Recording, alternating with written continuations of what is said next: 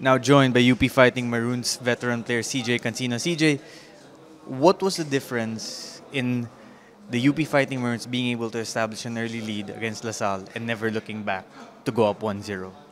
Well, sa mga ganitong team kasi like LaSalle, alam naman natin na ilang winning streak na sila, 8 ba? So hindi namin afford na alam mo yun mag-start ng bad. So kailangan talaga namin magbigay ng alam mo yun ng DN sa umpisa pa lang, and masaya ako na nabigay yun.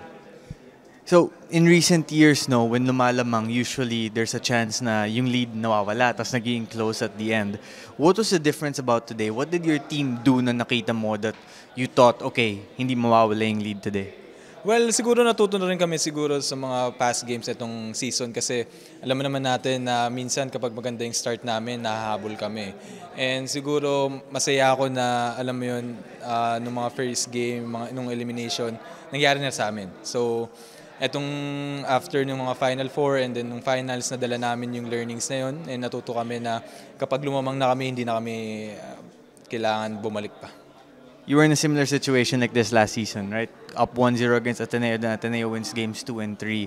So as the captain, the veteran, being in that situation last year, how are you going to remind your team that we've been here before but let's not let the same thing happen again? Well, lagi ko lang ni-remind sa kanila, alam mo yun, yung sakit na naramdaman namin last season na nanalo kami ng Game 1, tapos pinabayaan namin ng Game 2 and 3. And alam mo yun, iba yung motivation na nabigay nun kasi syempre masakit yun eh. Alam mo yun na kapag naalala nila yun, and yun din ni-remind ko sa kanila nung after nung Game 3 eh. Sabi ko, kailangan namnamin nyo yung sakit, kailangan tandaan nyo yung sakit kasi i-remind natin yung isa't isa na kapag umabot ulit tayo sa ganitong sitwasyon, we make sure na natutunan natin ulit.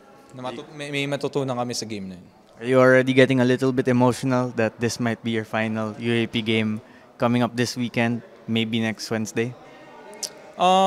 Siyempre mas gusto ko na, alam mo yun, last game ko na sa Sunday. And siyempre emotional dahil long journey, ang dami ko pinagdaanan, alam naman ng mga tao yun. And hopefully talaga last game ko yan sa Sunday.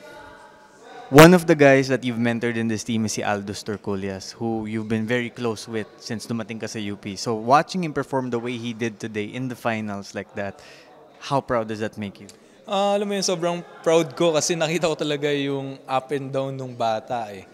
Yung tipong minsan tumatawag sa akin yan kung nagpapatulong kasi nawawalan na siya ng confidence.